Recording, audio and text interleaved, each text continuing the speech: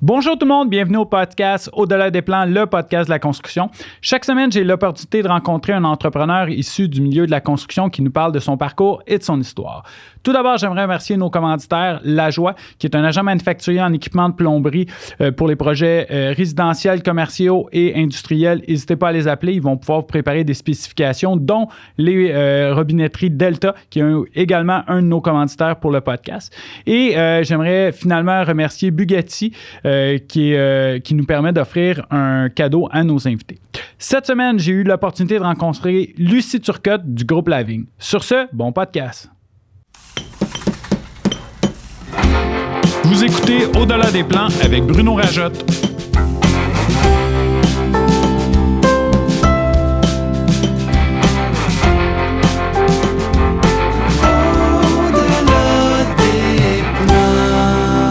Le podcast de la construction. Rebonjour Lucie. Donc, on en repart part 2. Et quand on s'est laissé la semaine dernière, on parlait des... quand Stéphane t'a offert des actions. Fait que là, t'as dû être comme super... ça a dû être très flatteur de recevoir ça.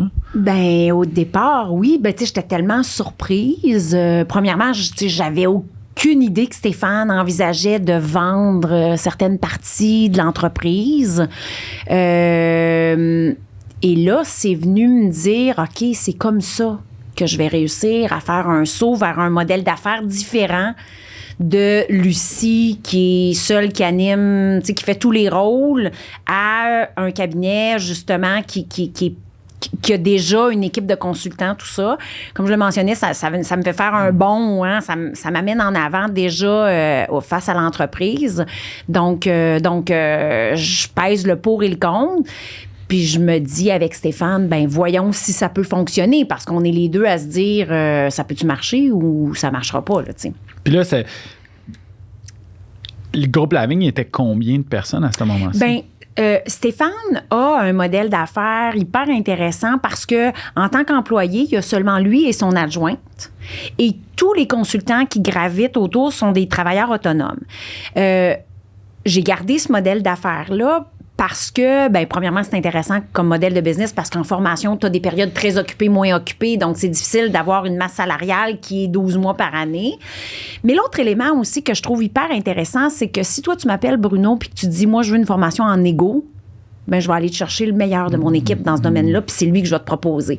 Pas celui qu'il faut que j'occupe parce que je paye son salaire de toute façon, puis bon, tu comprends? Donc, ça nous permet vraiment de marier le bon consultant avec le bon mandat. J'ai des mois que j'ai des consultants qui sont plus occupés que d'autres, mais le mois d'après, c'est l'inverse, puis c'est correct, c'est comme ça que ça se joue. Puis ces consultants-là, ils ont leur business en parallèle, puis on accepte bien ça, puis on vit avec cet élément-là. Puis qu'est-ce qui... tu sais, parce que c'était quand même un gros step, oui. Là. Qu'est-ce qui te fait dire, oui, c'est beau, on l'essaye? Tu étais déjà un peu impliqué dedans, mais là, tu tombes à l'autre level, qui est toute l'administration reliée à ça. Là. C'est sûr. Ben, tu sais... un peu comme le virage d'avant, je me dis, OK, c'est ça mon next step. C'est comme ça que ce step-là va arriver. Puis, tu sais, on est vraiment, Stéphane et moi, en mode, voyons si ça se peut. Parce que, bon, c'est bien beau de dire, je vais acheter des parts, mais combien? Puis, est-ce que financièrement, est-ce que ça c'est viable? Puis, bon, fait qu'on commence un peu en mode, voyons si ça se peut, puis si on est capable de s'entendre.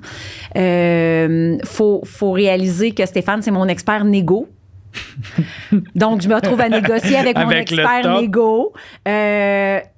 Et bon, Stéphane, comme plein d'autres personnes, ça devient un mentor hyper important dans mon parcours.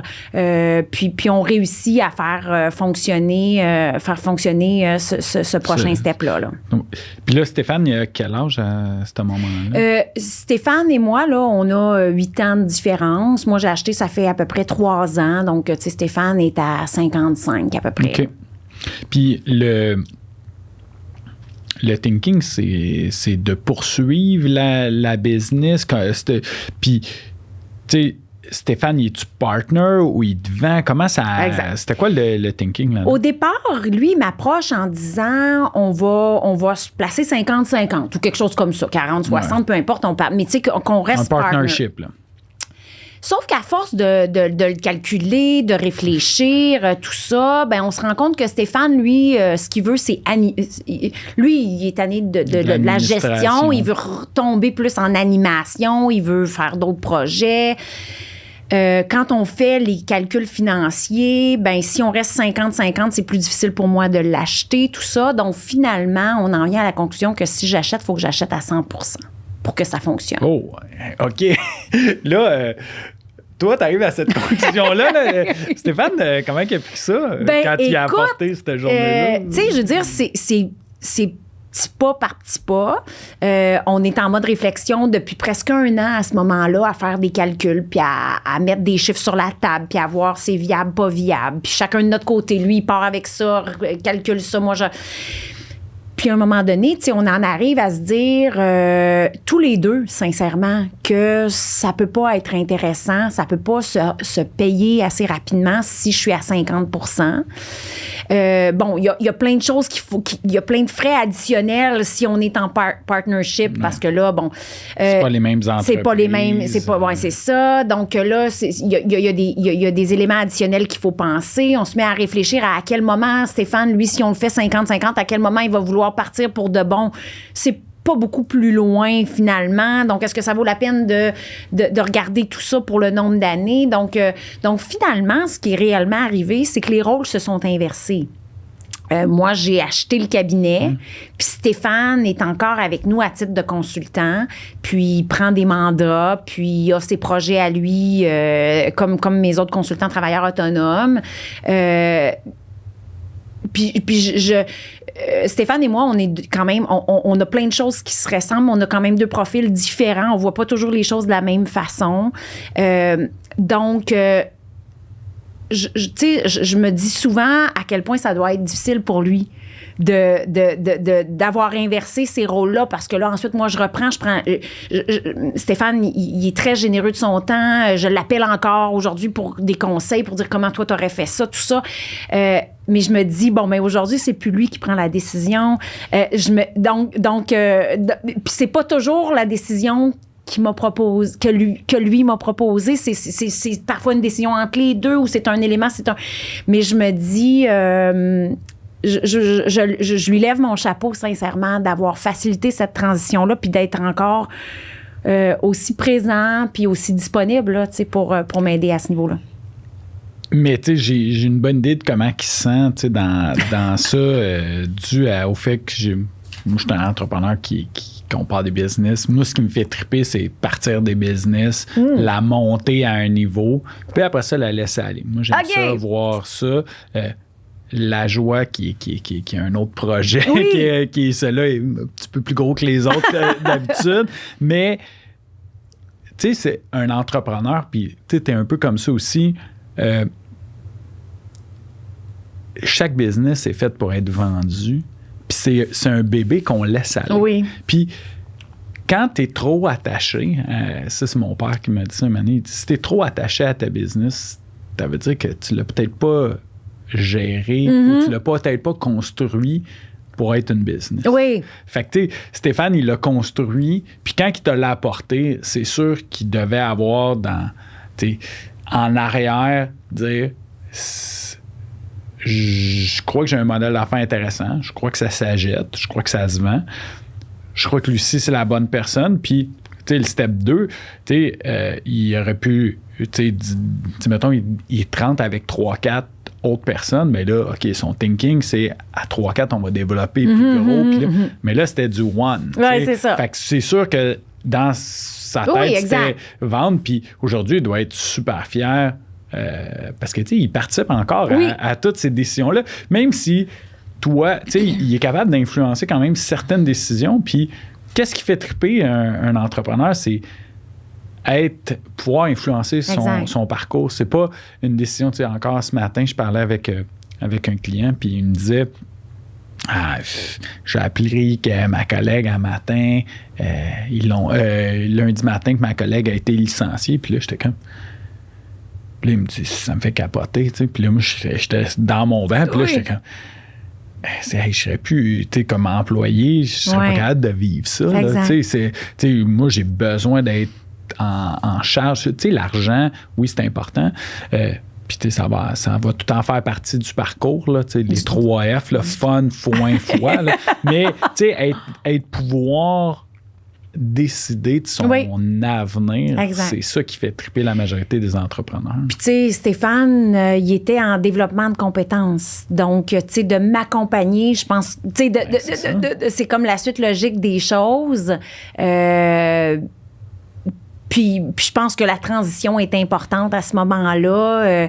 On a bien réfléchi. Déjà, j'étais présente dans l'entreprise. Déjà, j'avais des contacts. Déjà, je m'étais collée beaucoup sur Stéphane. Ça l'a pris quand même un bon 2 ans avant qu'on réussisse à trouver la bonne façon de transférer tout ça.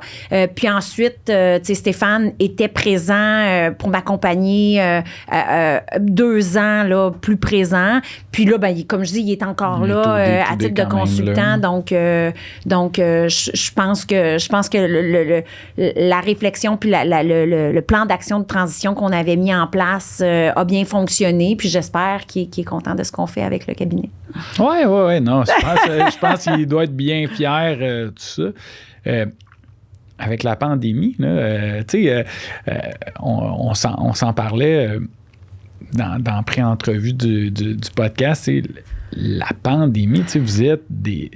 Tu sais, votre bassin, c'était des ventes, du contact direct client, formation live. Il n'y a rien de mieux qu'une formation en personne, poser des questions, de l'action, pour que les gens apprennent plus. Je me souviens plus des pourcentages, mais si tu lis quelque chose, je vais retenir 10 20 s'il y a quelqu'un qui t'en parle. Je me souviens plus de tous les pourcentages, mais un que j'ai retenu, c'est que si t'es live, puis t'exécutes, puis durant que t'apprends, ben là, tu vas retenir 70 à 80 Fait que là, vous autres, vous vous retrouvez du jour au lendemain, la pandémie arrive, tout est cancellé. Ben ça a été la chose que j'avais pas mis dans mon calcul. C'est bizarre, hein? Bizarre. Attends un petit peu. Il y a très peu d'entreprises qui l'avaient. On comprend que moi, quand ça l'arrive, ça fait 1 an, à peu près 1 an et quelques mois que j'ai acheté. OK. Et tous les calculs, se sont faits en se disant, ben voici, OK, parfait, ça va arriver, tout est parfait. La première année nous prouve que ça fonctionne, tout ça. Et là, arrive la pandémie. Nous, chez La Vigne, à ce moment-là, 95% de nos formations, comme tu le dis, se donnent en présentiel, chair et en os. Là, je le dis comme ça. Là, on s'en va directement dans vos bureaux. On forme votre équipe directement chez vous. Donc, quand ça arrive en mars, qui est un temps très fort pour nous, le tableau s'efface en entier. On retombe avec un tableau complètement blanc pour les mois à venir. Et à ce moment-là, tout le monde se dit, ben dans quelques semaines, quand ça repartira, hein, on recédulera. On est quelques semaines plus tard, là. On est quelques semaines plus tard. Donc, sur le coup, OK, là, c'est pas le plan de match du tout. On se retrousse les manches. Nous, heureusement, on fait déjà 5 à 10 % de virtuel avec certains clients pour des gens comme Solio Agriculture, par exemple, qui ont des équipes dispersées dans tout le Québec puis qui se disent, ben là, je peux pas faire venir mon expert conseil de l'Abitibi à chaque fois qu'on offre une formation.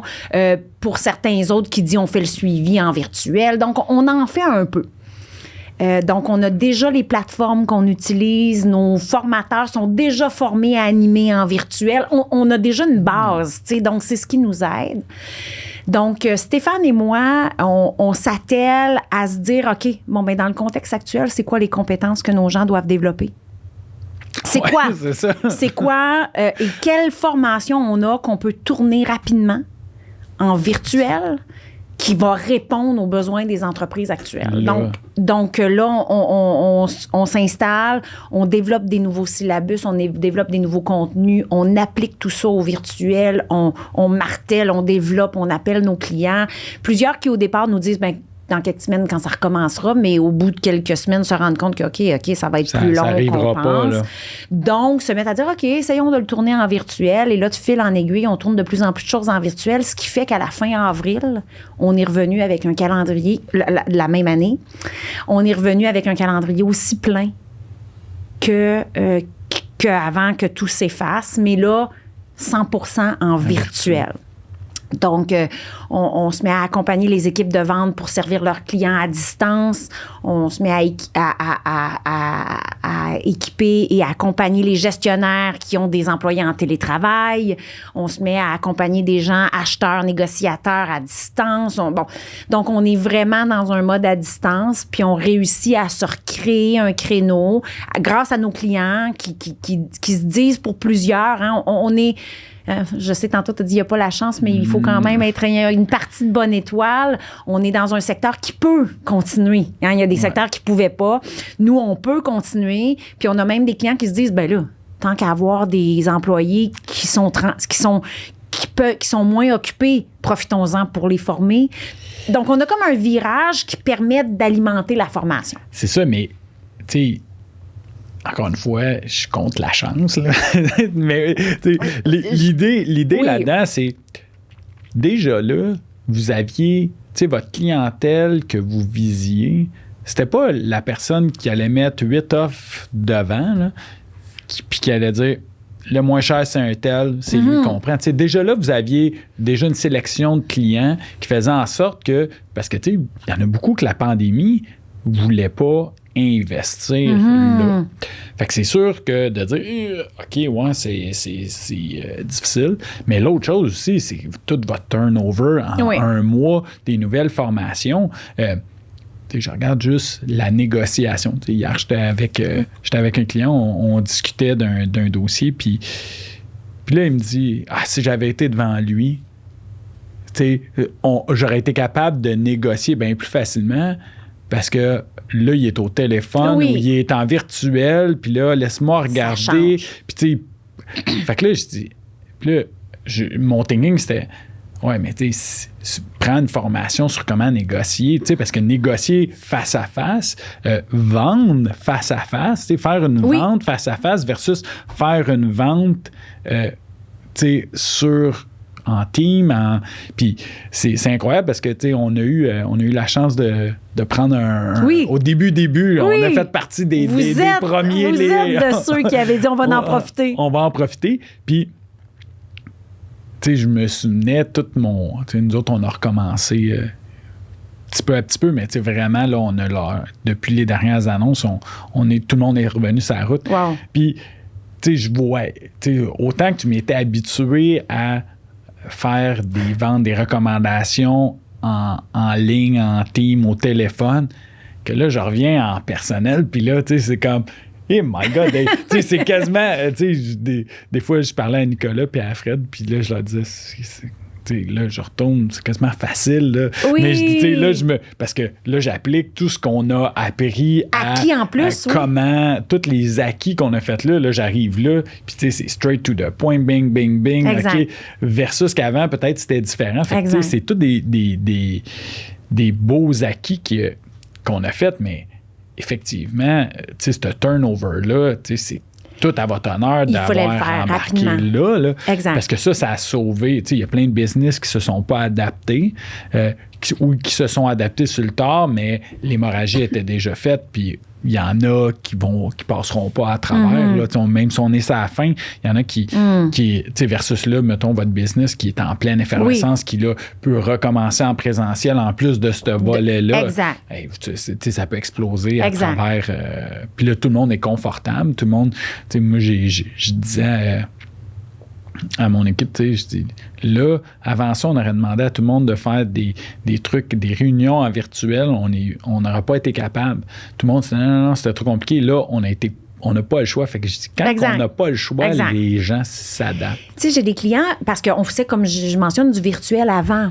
Puis j'ai des clients qui faisaient partir certains de mes consultants en avion pour aller diffuser une formation dans le coin de Niagara, qui amenait tous ces employés-là à une succursale pour une formation. On leur disait, vous faites venir des gens pan-canadiens, là, on pourrait vous faire ça en virtuel. Non, ça se fait pas en virtuel, tout ça. Quand c'est arrivé, on n'a pas eu le choix de le tourner en virtuel. Puis là, dernièrement, ils m'ont dit, on ne reviendra jamais en présentiel. Vous nous avez prouvé qu'on peut très bien le faire en virtuel. Puis, je pense que y a des avantages à être en présentiel, il y a des avantages à être en virtuel. Là, maintenant, ce qu'on fait avec nos clients, c'est qu'on va peser bien le pour et le contre, puis on va dire, attends, qu'est-ce qu'on est capable de livrer? Mais tu sais, tantôt, je mentionnais que chez Lavigne, un élément important, c'est d'apprendre dans l'action. Nous, on n'allait pas laisser tomber cet ADN-là parce qu'on tombe en virtuel. Donc, il faut être dans l'action en virtuel. Donc, comment on va utiliser les sous-groupes, comment on va utiliser les discussions, comment on va utiliser les quiz, les tests, les études de cas, en virtuel. Puis on a réussi à garder cette saveur-là d'apprentissage dans l'action.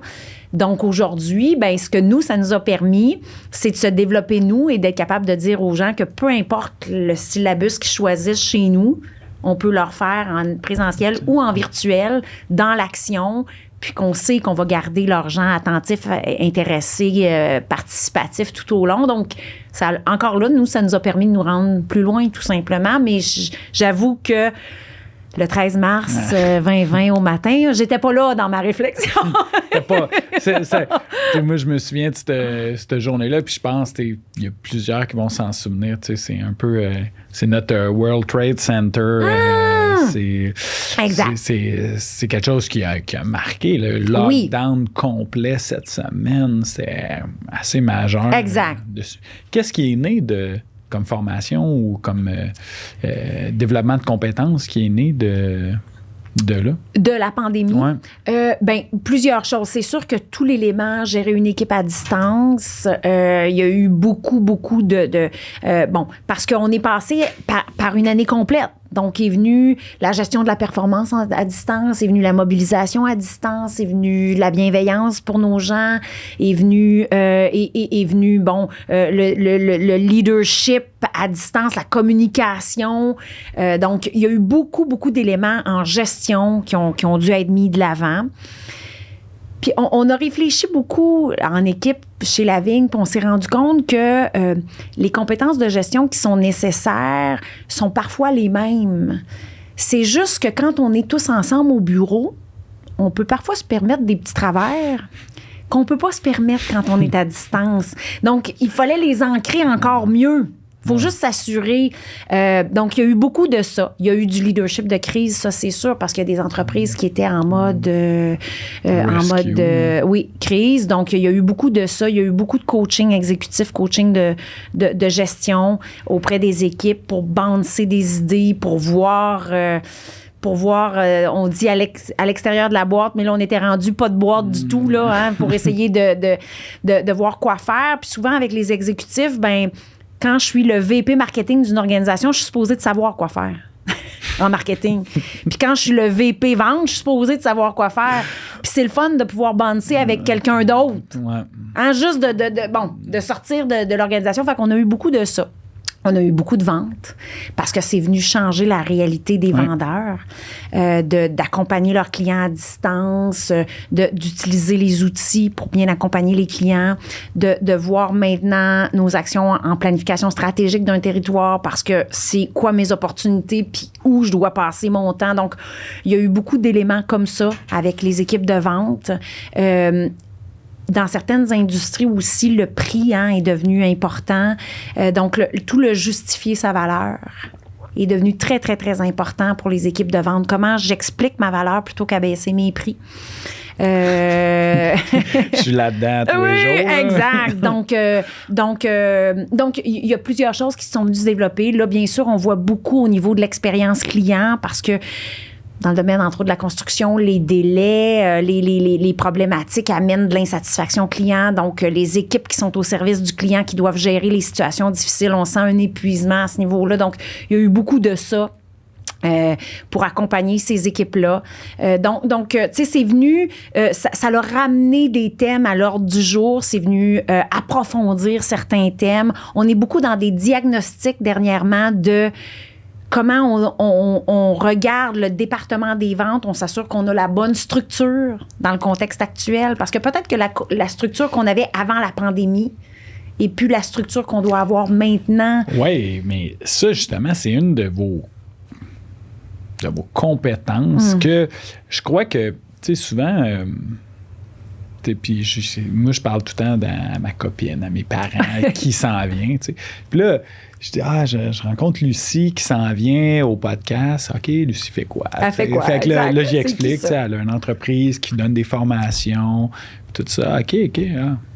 C'est cool, là, tu sais. Puis là, je dis, non, mais qu'est-ce qui est trippant? C'est aussi, elle rentre en entreprise, puis capable de diagnostiquer c'est quoi les manques, qu'est-ce qui se fait bien, puis elle benchmark par rapport au market. Puis là, OK, attends un peu, là, j'ai des petites questions.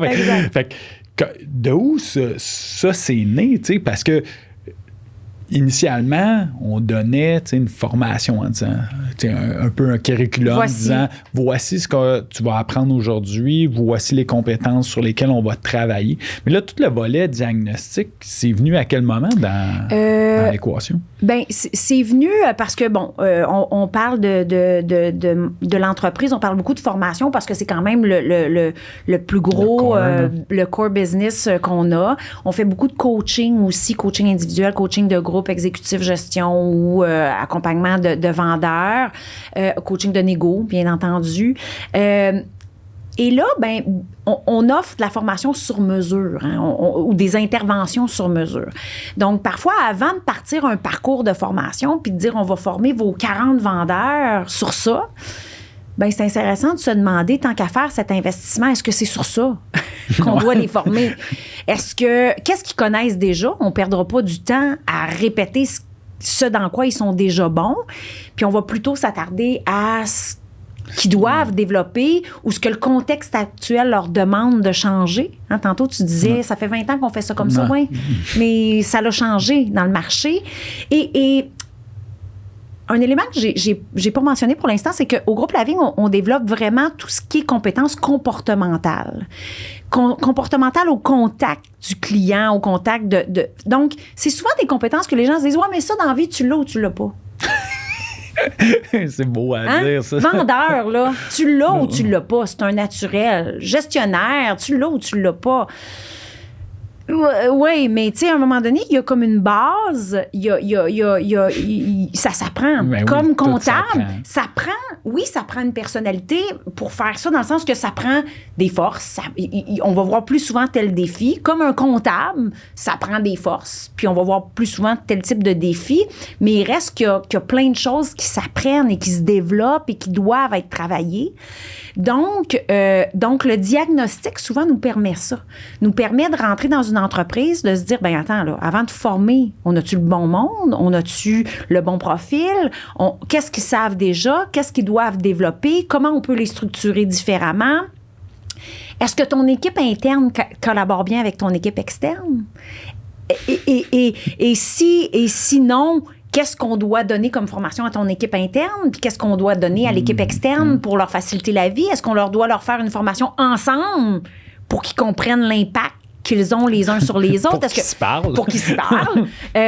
On fait des formations parfois opération vente. C'est incroyable ce que ça crée parce que on sait dans les entreprises, les vendeurs, les opérations. Donc, ce diagnostic-là nous amène à réfléchir ça. Certaines entreprises vont nous demander d'aller plus loin, vont nous demander de regarder leur structure, vont nous demander de regarder les indicateurs qui mesurent le plan de commission. Ils vont se rendre vraiment plus loin. D'autres vont dire non, viens passer quelques jours avec mes vendeurs pour diagnostiquer qu'est-ce qu'ils font de bien, qu'est-ce qu'ils font, puis on bâtira un parcours de formation ou d'accompagnement coaching là-dessus. Donc, tout dépendant ce que l'entreprise veut. Mais le diagnostic est venu de là, d'entrer dans des mandats plus grands, puis là, de dire à un client, attends, là, ça va me prendre plus que ça pour pouvoir te proposer le bon parcours. Puis avec l'envergure de ce que tu veux mettre en place, je pense que ça vaut la peine de s'assurer qu'on va travailler sur les bonnes choses. Ouais, tu sais, c'est pas une journée de formation. Exact. Là, tu sais, moi, je trouve ce volet-là, moi, je pense que c'est votre volet, votre plus beau volet, autant rapport des revenus, mais développement des affaires, c'est votre plus belle signature parce que vous êtes capable d'arriver à dire, tu sais, la pire chose, j'étais en train de magasiner, j'étais en train de magasiner une cuisine, tu sais. Puis la personne a dit, ah, OK, tu veux du quartz, comme comptoir, parfait. Puis là, je suis comme, attends, tu peux-tu m'amener tous les autres matériaux, tu sais, y a-tu d'autres choses? Ah, ouais, là. Mais, mais c'est ça. Mais, si le gars, je vais peut-être finir avec du marbre, là. Oui. Pour être franc avec toi, je penserais pas, mais tu vois le thinking. Mais y aurait-tu quoi de pire que tu t'installes du quartz, puis qu'après qu'il soit installé, t'entendes parler d'un autre matériau, puis que tu te dises, non, c'est ça que j'aurais dû mettre. C'est pourquoi qu'il m'en a pas parlé? Donc, c'est ça, c'est ce goût-là de s'intéresser à l'autre puis de proposer la bonne chose. Puis c'est un peu de là qu'est venu le diagnostic. De se dire, tant qu'à offrir quelque chose.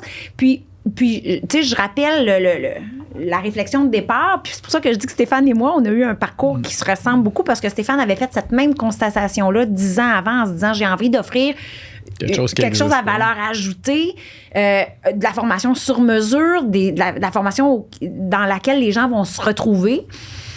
L'objectif de ça étant de maximiser le retour sur investissement en formation. Si tes gens arrivent en formation puis ils se reconnaissent, puis que demain matin, ils se disent « Hey, je sais exactement comment je vais le faire avec tel partenaire », ça va être plus facile à ancrer, ça va venir maximiser. Le diagnostic permet ça aussi. Ça nous permet de s'assurer de travailler sur les bonnes choses. Ça nous permet de mieux connaître l'entreprise, donc de bâtir mieux une formation qui va se coller à leur réalité. Puis l'autre élément auquel on croit, c'est que j'aimerais dire, puis je le dis, je pense à toutes mes formations, j'aimerais dire que j'ai une baguette magique, puis qu'après ma formation, tout ça va se mettre en place automatiquement dans la réalité de vos apprenants, là. Mais ça prend un suivi. Oui.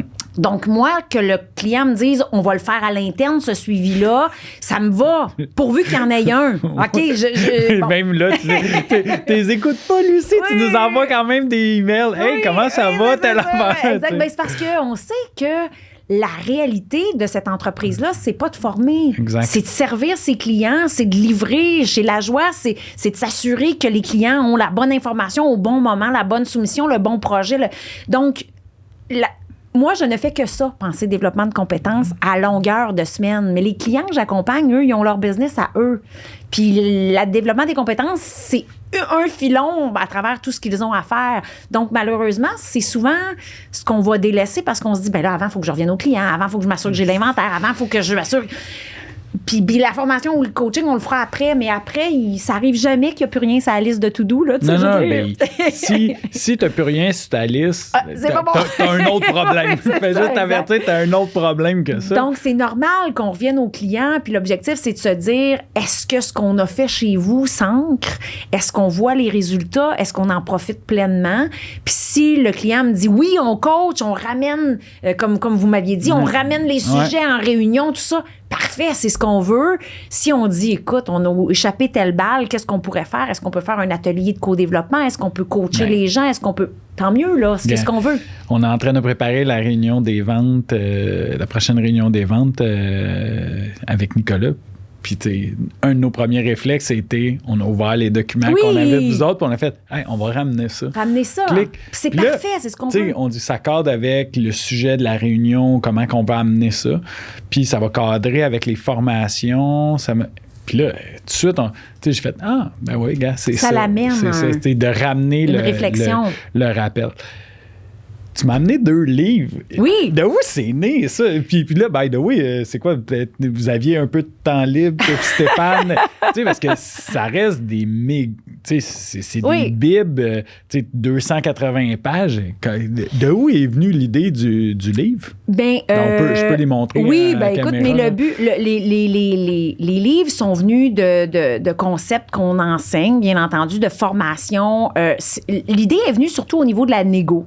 C'est un sujet qu'on traite énormément, qui anime particulièrement Stéphane au niveau de la négociation, tout ça. Moi, j'étais vente, service à la clientèle. Et là, quand je suis rentrée au contact de Stéphane, bien sûr, par la vente vient beaucoup la négo. Donc, j'ai commencé à m'y intéresser aussi. Et à un moment donné, il y a des clients qui nous disaient hey, c'est super vos formations, là, mais vous n'avez pas un résumé de toutes les tactiques que vous nous. Comment je vais faire là, pour garder ça en tête, puis avec tous mes guides du participant, puis tout ça. Fait que Stéphane a commencé la réflexion. Donc, on a commencé à essayer de faire un résumé, amalgame qu'on pourrait donner à nos clients après certaines formations de tactiques. Puis là, de fil en aiguille, tant qu'à faire ça, pourquoi pas en faire un livre?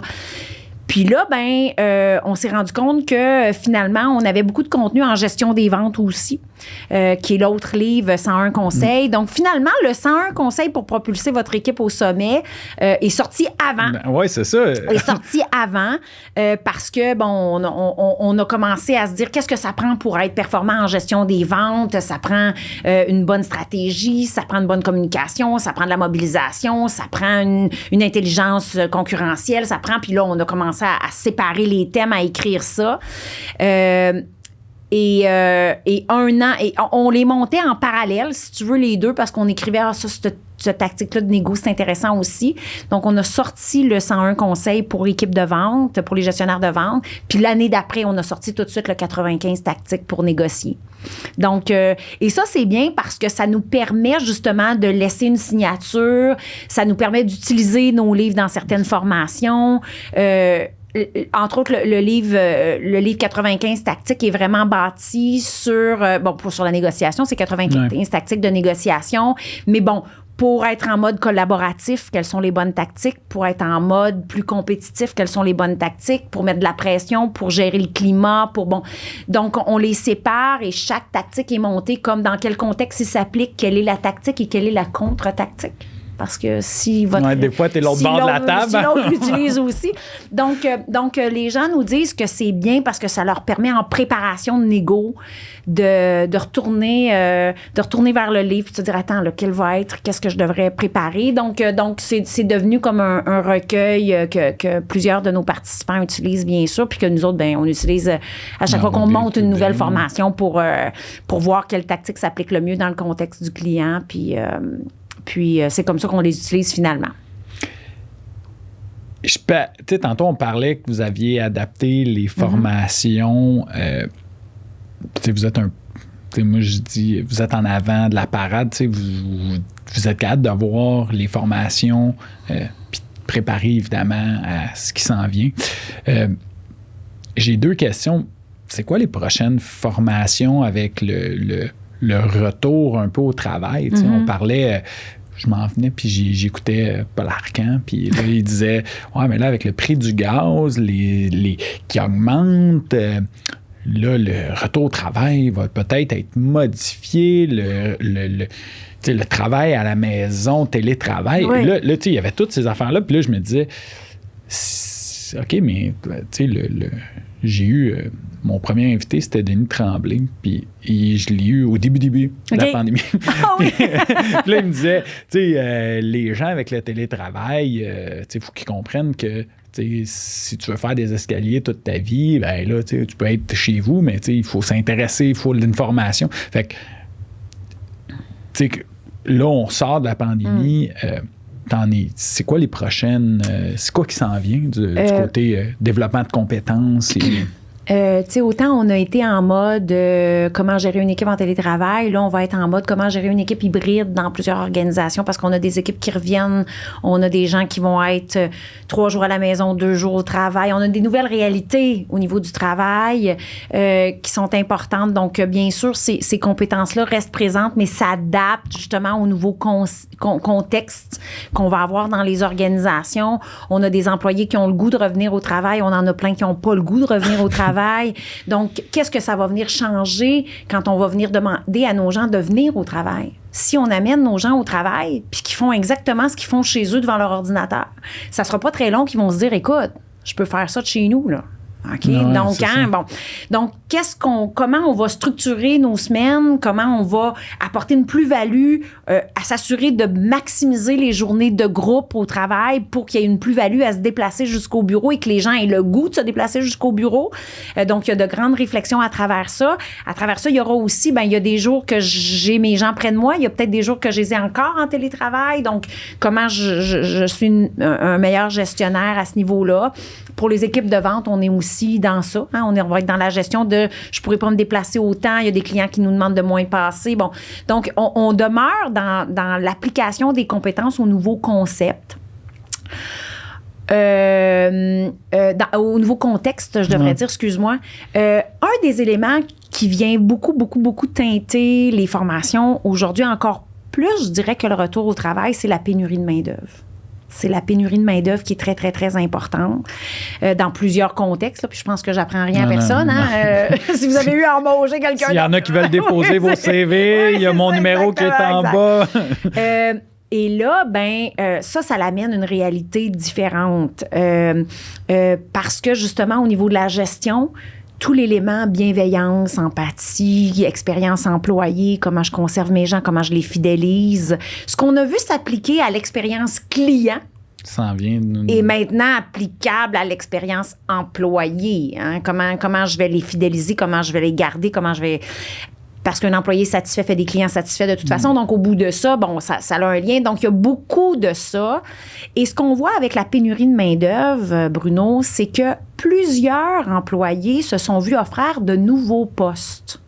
On a pris des gens de l'interne, puis on les a amenés à un poste différent parce qu'on manque de gens, puis on les a promus, puis ça, c'est parfait, c'est ce qu'on veut. On veut de l'avancement, on veut les conserver, on veut les fidéliser, on veut qu'ils aient le goût de rester chez nous. C'est parfait. Je suis entièrement d'accord avec ça.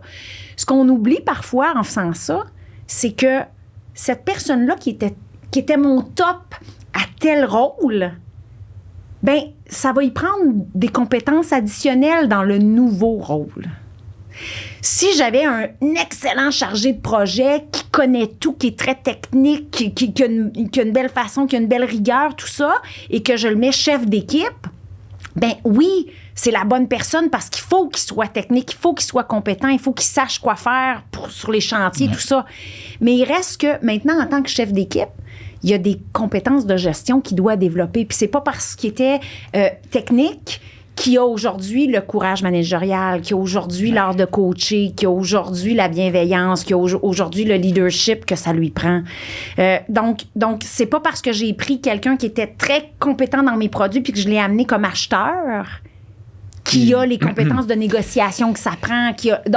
Donc, je crois que c'est les bons moves qu'on fait en faisant ça, mais je crois juste que parfois on oublie que mon top vendeur, ça y prend d'autres choses pour être un top gestionnaire des ventes. Tu sais, je faisais tout le temps des blagues en disant, tu t'en vas à l'école sur le tas. Tu vas apprendre sur le tas. Puis, ce thinking-là, aujourd'hui, on a des postes à combler chez La Joie. Puis, aujourd'hui, ça fait partie des questions que des candidats ont pour nous. Ah oui! Puis là, quand ils arrivent, puis ils me disent, OK, comment mon intégration va se... Moi, je connais pas plein d'affaires. Comment ça va se passer? Oui. Puis on a vu un gros changement de ce côté-là à... au début, je voyais ça comme un peu... manque de confiance, tu sais. Puis, finalement, je me suis rendu... Tu sais, parce que je me disais, un peu, là... Il pense pas être capable de faire le rôle. Ouais, c'est ça, tu sais. Tu penses-tu? Puis non. Et là, je me suis renseigné un peu plus, puis j'ai parlé à diverses personnes, j'ai lu des articles, puis ce qui en ressortait, c'était, non, ils veulent savoir... tu sais, on n'est plus en position que... l'employeur, c'est plus un marché d'acheteurs, c'est un marché de vendeurs. Oui. Et vice-versa. Oui. Là, l'employeur aussi passe une entrevue. C'est ça, l'employeur passe une entrevue. Oui. Puis on a eu tout récemment une candidate que on a passé 45 minutes à discuter avec elle que nous, on avait des questions. Puis on a passé 1h15 à elle avait des questions pour nous. Exact. Puis, c'est quoi le thinking, les valeurs d'entreprise et tout ça. Puis le volet formation, développement de compétences est primordial. Puis j'allais dire par chance, mais c'est pas vrai. Là. Ah oui, j'ai dit pas dire ça, tu m'as dit autre chose. Non, mais chez La Joie, on avait développé avec le temps qui s'occupait de quoi, qui allait donner la formation. Puis on donne un suivi aux gens en disant voici ton plan de formation, les personnes, le temps environ requis sur chacun des produits, chacune. Puis là, on passe notre système de gestion, système de paye, ressources humaines, comment fonctionne l'entrepôt. Là, c'est 3 pages. Là. Puis à toutes les fois, on en rajoute en disant ça, faut qu'elle apprenne ça, faut qu'elle apprenne ça. Mais cette nouvelle génération-là, nous fait évoluer beaucoup. Parce que là, on prend conscience que ce qu'on va enseigner aux gens sont pas là, la pyramide de Maslow qui, besoin de salaire là, qui est comme non, c'est en haut de ça. Là, c'est ce que je vais apprendre. Là. Et justement, j'ai plusieurs clients qui m'appellent, on discute, on parle, et ils me disent, tu sais, Lucie, moi, j'ai pas les moyens d'offrir le package salarial, conditions de certaines grandes entreprises. Donc, comment je vais fidéliser mes employés, comment je vais les garder, puis on se rend compte que, oui, il y aura toujours, on va regarder, les jeunes comme nous vont venir regarder les conditions qui sont offertes, mais on se rend compte que qu'est-ce que vous avez de prévu pour moi? C'est quoi mon parcours chez vous? Comment je vais pouvoir évoluer? Comment je vais me développer? Comment je vais avancer? C'est un élément très important dans le parcours de carrière, puis dans la réflexion de ces gens-là. Puis c'est bien pour l'employeur de le dire en entrevue, mais il faut le livrer après. Oui. Faut être capable de l'accompagner, puis il faut être capable de... Donc, je pense que c'est on le dit que c'est un des leviers de la mobilisation des employés, le développement de compétences, puis d'avoir l'impression d'avancer, puis d'être meilleur. Donc, au bout de ça, comment je vais accompagner mes gens?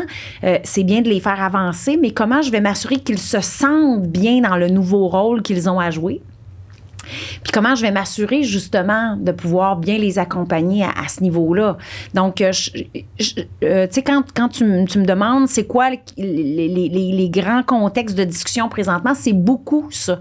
C'est beaucoup je l'ai mis dans le poste, j'y ai donné le poste, oui, mais un coup qui est assis dedans, tu l'as aidé comment? C'était un excellent vendeur, fait qu'il continue à vendre, mais dans le poste de directeur, ben oui, mais là, c'est parce que, donc comment j'accompagne, puis comment je les fais évoluer, puis comment, justement, je solidifie ma relation avec ces gens-là, ce qui fait que quand le téléphone sonne, ils disent non, moi, c'est ici que je veux rester parce que c'est ici que j'évolue. Donc, il faut voir le parcours différemment. Puis ça se transmet à tous les niveaux parce que on va asseoir quelqu'un de technique au service de la clientèle. Oui, il est technique, mais est-ce que vraiment il y a l'attitude, l'aptitude, la façon de communiquer pour bien servir la clientèle? Peut-être pas. Peut-être que ça y prend seulement un petit coup de pouce pour se sentir vraiment bien dans son rôle, puis de se dire, OK, je vois comment je peux être performant. Parce que si un employé s'assoit dans un rôle et à chaque matin, il se dit, il me semble que c'est pas moi qui devrais être assis ici. C'est le début de la fin. Exact. Donc, c'est là qu'on voit le plus gros, le plus. Oui. Mais moi, une des choses que je vois, c'est... L'autre chose, c'est que quand tu engages quelqu'un, tu as en tête comment tu vois la personne, puis tu as un peu... les buts à atteindre. Oui. Puis souvent, moi, je dis, quand on a des buts à atteindre et on ne forme pas la personne pour atteindre ça, c'est comme si on demandait à Sidney Crosby, j'aimerais ça aussi, j'aimerais ça que tu joues défensif, mais score-moi 50 buts. Oui, non, mais là, attends, là, décide. Là. Exact. Tu veux que je fasse quoi?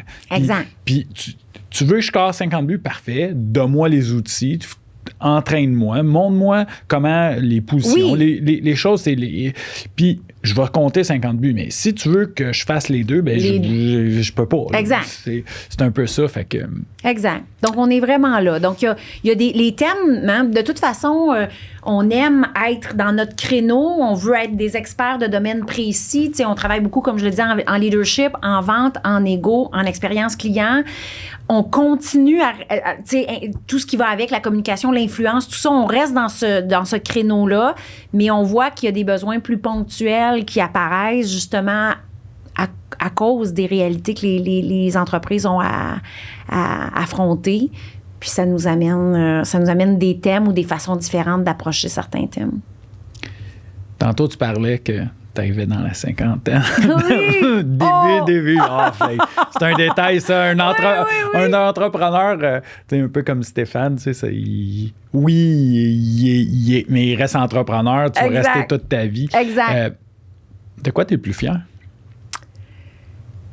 Ben, tu sais, de plein de choses, tu sais, il reste qu'au bout de ça, je pense que si on parle de mon parcours professionnel, c'est mon saut. C'est sûr que c'est d'avoir osé faire le saut entre l'endroit où j'étais bien, où j'étais confortable, vers ce que j'avais réellement le goût de faire. Tu sais, c'est sûr qu'avec le recul, avec ce que je vois qui s'est présenté à moi et où je suis rendue, je me dis... Je suis heureuse d'avoir osé sauter.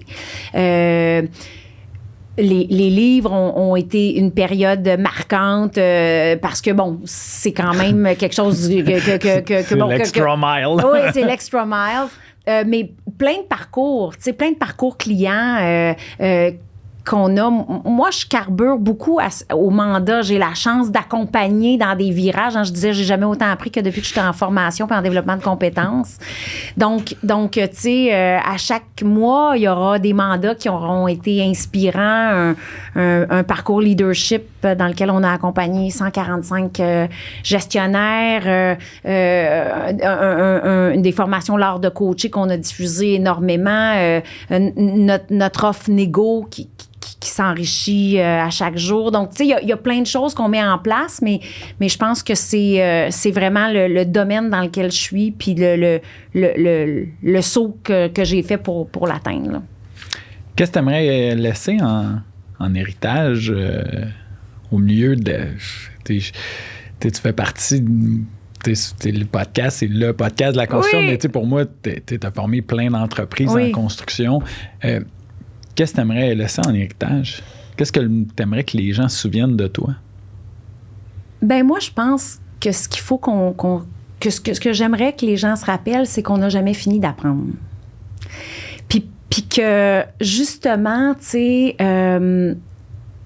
même si ça fait 25 ans qu'on est dans un domaine, ben il y a toujours des choses parce que le contexte change, parce que les clients changent, parce que les collègues changent, parce que nos employés, c'est des nouvelles générations.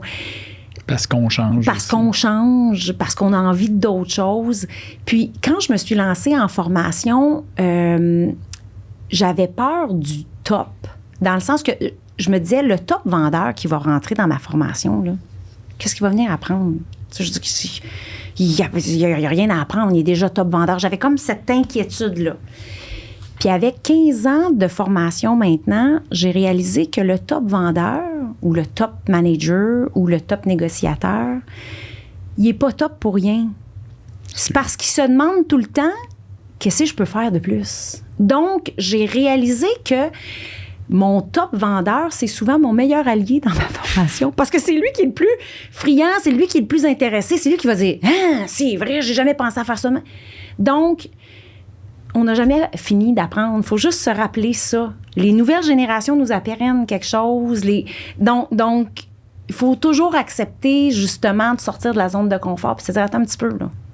Comment on peut être encore meilleur au service du client, au service des employés, au service des fournisseurs? » Parce que c'est ça, finalement, qui nous amène plus loin. T'sais, donc, quand j'ai parti en formation, je peux pas dire que j'avais compris ça. Après 15 ans, là, c'est clair. Parce qu'en tant que formatrice, en tant que coach, j'ai jamais fini d'apprendre non plus. Fait que je pense qu'il faut accepter ça. Merci énormément. J'ai rien à rajouter là-dessus. J'aurais voulu te faire un signe. On termine là. C'est le timer. Fait que un énorme merci Lucie, t'es une femme passionnante, j'adore. Chaque fois qu'on jase, on dit 15 minutes, ça finit 1 heure. C'était vraiment une rencontre, je pense que tout le monde va avoir adoré. J'espère. Tu nous as apporté beaucoup de conseils, mais aussi, je pense, la chose que tu as amené, c'est que tu es une femme passionnée de ce que tu fais, peu importe ce que tu vas faire, puis c'est tout à ton honneur. Ton parcours, il moi, il m'a tout le temps bien gros impressionné. Tu sais, quand je rencontre des gens, j'aime bien aller voir leur parcours avant même. Fait que la première fois, avant même qu'on suive la première formation avec vous, j'avais été voir ton parcours, puis j'étais comme, wow, hey, c'est assez incroyable. Fait que merci énormément de t'être livré aux auditeurs. C'était un plaisir fou. J'aimerais remercier Antonella, Mylène, Diane, merci beaucoup, mesdames, pour tout le support que vous donnez au podcast. J'apprécie énormément. Nick, Fred, encore une fois, un gros merci de l'opportunité que vous me donnez à toutes les semaines. Nicole à la console, Studio SF, encore une fois, service incroyable. Si jamais vous partez un podcast, n'hésitez pas. Je le dis à toutes les fois. Le monde me demande si tu tournes au Studio SF. Puis là, ils ont 2 nouveaux locaux qu'on va pouvoir tourner. Fait qu'éventuellement, il va y avoir d'autres podcasts qui vont se passer là. Puis pour les auditeurs, ben, je suis persuadé que vous avez adoré le parcours de Lucie. Donc, sur ce, ben, on se voit la semaine prochaine avec le parcours puis l'histoire d'un autre entrepreneur. Merci. Sur ce, bonne semaine.